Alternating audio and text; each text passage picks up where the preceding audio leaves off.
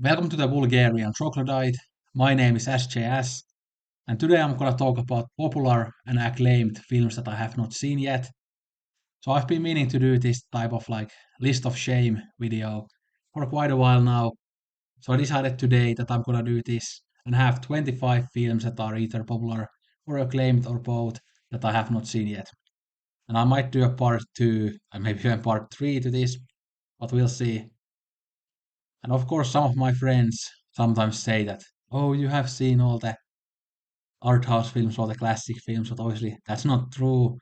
I'm only 27 years old and I've been seriously into film for since my late teens, early 20s.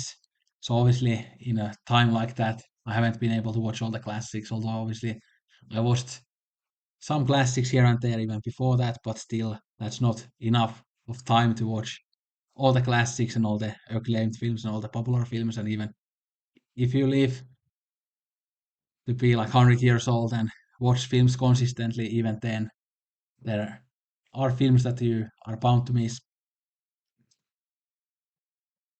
But yeah, let's start with this list. Yeah, it's fun to humble myself sometimes and see that there are still plenty of great films for me to watch. We are gonna start with an affair to remember by Leo McCarey. So this is obviously a big Cary Grant classic, a very famous classic Hollywood film that I haven't seen yet. I have this one ready to go, so I might watch it soon, but we'll see. Yeah, I was planning to watch this earlier this year when I had like a very brief classic Hollywood phase, and I used to love classic Hollywood, but these days I'm not as into it as I used to be, but I still can get those kind of moods when I want to watch a classic Hollywood film. So yeah, and I really like Cary Grant, so I will probably enjoy this film. And there's the plot, it also sounds like a film that I will probably like. And by the way, you guys can let me know like which of these films I should watch first. If you like really love some of these films, you can recommend them to me. Of course, I plan to watch these all like eventually anyway, but if you leave me some great comments, I might watch some of these films sooner, but we'll see. This is the first All Quiet on the Western Front film by Lewis Milestone, and I haven't seen the other versions either, so I need to watch those too. But this one is the one that interests me the most, and this one I've really wanted to see for a long time, but I just haven't yet. I think they showed a clip of this in my first year of university in like introduction to politics class. I don't remember why we were watching a clip of this, but we were. So yeah, I will probably like this one a lot. And this is a really huge classic. It's William Wyler's The Best Years of Our Lives. I've been aware of this film for a long time, but still haven't watched it even though I like William Wyler as a director. I think the running time, which is around 3 hours, is one thing that has put me off of it. But I will watch it eventually. And I have a feeling that I'm gonna like it a lot, as I've liked other William Wyler films. And this one I've been meaning to watch for ages. It's the Joseph von Sternberg movie, The Blue Angel. And Joseph von Sternberg is a kind of a blind spot of mine in general, even though I've seen like three or four of his films, but he made many great films and he was a very influential director, so I should have already watched many more of his films like this one, but I still haven't. Yeah, but I will probably like this one. It looks to be great. And this is obviously a really huge classic from Blake Edwards, starring Audrey Hepburn. It's Breakfast at Tiffany's. You can see that over 500 people, 500,000 people on Letterboxd have watched it. So yeah, huge classic. Hopefully I will like it. Yeah, I've been aware of this film for a very long time, but still haven't watched it. Then this is more acclaimed than popular, but it's The Celebration by Thomas Winterberry. Yeah, like once I almost watched it, but the copy that I had online looked like really weird. I think it was in the wrong aspect ratio or something, so then I ended up not watching it. But yeah, I really need to watch this. Apparently, this is like really great, so hopefully I'm gonna like it. Then we have the two Denis Villeneuve Dune movies. I've seen the Lynch Dune film, which isn't very good. But to be honest, I have a feeling that I'm not gonna like these kind of bloated sci-fi films from the 2020s, especially from Villeneuve, who is like a very kind of pro, unemotional type of filmmaker that he makes these like really big, huge films that don't have much kind of emotional resonance or, to be honest, very many kind of interesting themes either. Although I'm sure that these will look like really good visually, but I'm not sure whether I'm gonna like anything else in these films because again Villeneuve is kind of like the Nolan 2.0 and yeah, just not really my type of thing, but I'm definitely gonna watch these eventually. And I also really dislike Timothy Chalamet. Again, I don't have any really reason why I dislike him. He just annoys me for some reason. Um, yeah. And Oscar Isaac, even though he's definitely a good actor, he kind of left a bad taste in my mouth in the Star Wars sequel trilogy, as I really hated his character in those films. So, yeah. And also the second one has been hyped to death.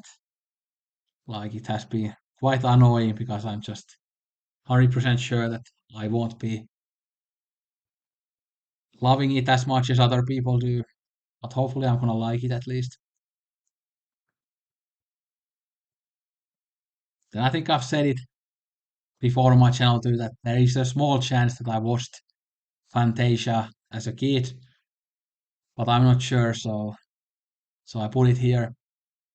But obviously a huge classic, very acclaimed movie, a popular movie that I haven't watched or probably haven't watched. So yeah, and this one has been on my watch list for such a long time. It's Farewell My Concubine, a very famous, very acclaimed Chinese film that looks like a very interesting film and visually very striking when I've seen these shots like this one here. So I have a feeling that I'm gonna like this one a lot, but just need to be in the mood for it. Again, it's another quite long film, and for some reason, yeah, fine watching like really long TV shows and stuff for hours on end, but it's sometimes really hard to get in the mood for longer films, so it's very stupid. And of course, I have watched many long films, but it always kind of just takes me more time to watch those long films often. So then we have The Great Escape, which is a huge classic, but it just kind of doesn't look like my type of movie, to be honest. So that's why I haven't watched it yet, but obviously I will at some point. But I'm not sure whether I'm actually gonna love this one a lot or not. Yeah, it just looks like that kind of 60s kind of manly man's movie. Like it's just, yeah, yeah, I'm not sure it's gonna be for me. Yeah. Then this next one is like a very acclaimed animated movie. It's Such a Beautiful Day by Don Hertzfeldt. Apparently, this is like really amazing. Although this animation style puts me off of it a bit, but I guess it's maybe more about the um themes and stuff than the animation style. Or I guess maybe some people really like this type of style too, but I don't know. But yeah, apparently this is like really amazing. So I will watch it and hopefully like it. Then we have a big classic is Judgment and at Nuremberg by Stanley Kramer. This is one that I've wanted to see since my like mid or late teens, so for quite a while now, but still haven't gotten around to it. But it's probably gonna be very good, at least very interesting. Yeah. Then this one I always hear about that it's so good. It's Let the Right One In, a Swedish film by Thomas Alfredsson. Låt den rätte komma in. Yeah, it's the Swedish title. Yeah. But yeah, I'm not sure whether I'm gonna like this one or not because the reason why I haven't watched it yet is that it just doesn't sound like something that I'm gonna love a lot. But I will give it a shot and I actually have it ready to go so I can watch it whenever I feel like it. But I'm not sure whether I'm gonna love it or not. But yeah. And the next one I'm excited to watch at some point, although need to be in the mood for it. Another 3 hour long film and a biopic. So it's Malcolm X by Spike Lee. Again, biopics are one of my least favorite genres, especially like when they come from the Anglo countries because they tend to be like very aesthetically dead, very bland and dry, not very deep either usually, but this is one that sounds very interesting and apparently it's very good. So this is kind of one exception of a biopic that I'm actually very excited to watch. And my knowledge of Malcolm X is just very surface level, and I want to learn more about him in general, not just by watching this film, but also reading about him and stuff. So, as he was such an important figure of 20th century American history. So, yeah. And I love Do the Right Thing by Spike Lee. Some of his other films are kind of some films that I think are pretty good, but Do the Right Thing is one that I really love. So, we'll see what I think of this one. Then I love a couple of Xavier Dolan's other films. Again, I Killed My Mother and Lawrence anyways, but this is probably his most acclaimed and most famous one. It's called Mommy. So I'm looking forward to watching this, just haven't gotten around to it yet. I will probably like it if it is as good as the other films that I just mentioned by him, so we'll see. Then we have Oppenheimer, that's been hyped to death, but as I dislike Christopher Nolan, I haven't watched this yet. And to be honest, like a 3 hour biopic from Christopher Nolan, just the idea of watching this film just makes me want to puke and kill myself, to be honest, because again, biopic is like my least favorite genre, again, especially when they come from the English speaking world. And then we have a director that does nothing for me. Yeah, okay, pseudo intellectual, unemotional stuff, complex plot, but not no complex themes, very dry characters, no understanding of uh, the human condition. And yeah, it's just again made for those kind of science bro type of people. And I don't belong to that group of people. But good for you if you do. So yeah, I'm happy for the people who love Christopher Nolan. I wish I could join the Nolanism religion. I might be a happier person if I did that, but I can't see myself finding the faith ever. So I'm gonna continue to be an atheist. Yeah. Then this is actually very weird that I haven't watched this yet because it's one of the very important neo-realist films from Visconti. It's Ossessione.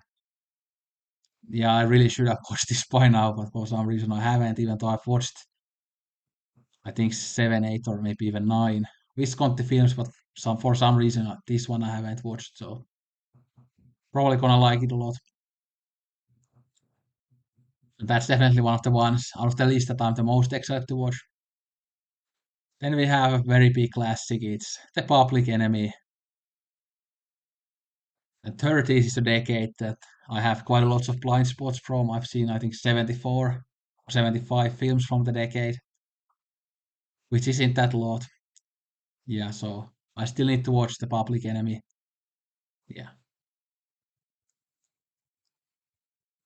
Then this is like very highly acclaimed um, anime film. It's The Tale of the Princess Kaguya by Isao Takahata. Probably gonna like this one a lot. The animation looks very interesting. Yeah. Yeah, this I'm probably gonna watch very soon. I've been meaning to watch it already this year, so it's just a matter of time. It even has Tatsuya Nakadai as one of the voice actors. I didn't actually know that, so that makes me even more excited as I'm a Nakadai fanboy. So yeah, looking forward to this one.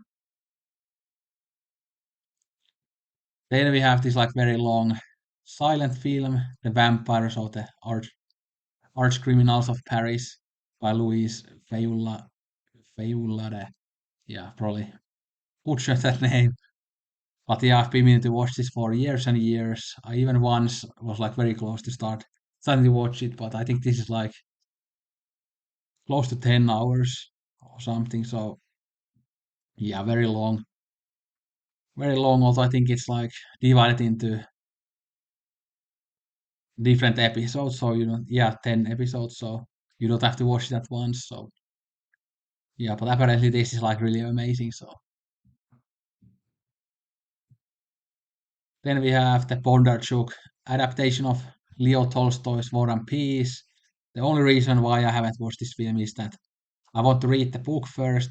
Again, I started the book once. I read the first 300 pages and I enjoyed it, but then I took a break from it and didn't end up finishing the book. Although I'm still again going to start it again and finish it, but I'm just not very good with like extremely long books. But I've heard that this is like one of the greatest films of all time. Just like the book is apparently one of the greatest books of all time. So yeah. Then we have West Side Story, not the fairly recent Spielberg one, but the original one. Yeah, looking forward to watching this at some point. Probably will at least enjoy it. Very popular classic. Yeah.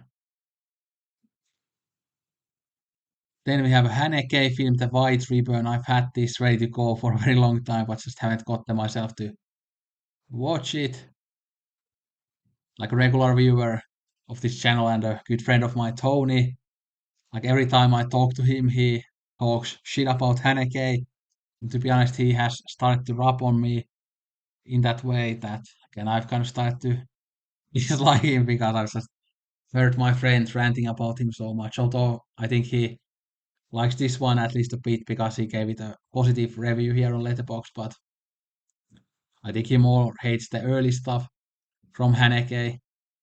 And again, I don't hate him, but some of his comments on Haneke have just kind of started making me kind of reconsider Haneke's films as well. But we'll see if I like this one. Then this next one's probably the one that I'm the most excited to watch out of this whole list. It's Nuri Bilge Ceylan's Winter Sleep. I think many people consider this to be maybe his best film. And I think I'm gonna love this one a lot. So have it ready to go. I've been already meaning to watch it this year, so probably just a matter of time before I watch it again. Another 3 hour plus long film, but I'm very confident that it's gonna be great. So yeah, that's my list. Again, you can let me know what you think of these films. Should I watch these soon? And you can also let me know what are some like classic or popular films or acclaimed films, art house films that you haven't seen yet. And again, I might do a part two and even part three to this, but we'll see. Thanks for watching. Don't drink Coke at all. Sayonara and arigato gozaimashita.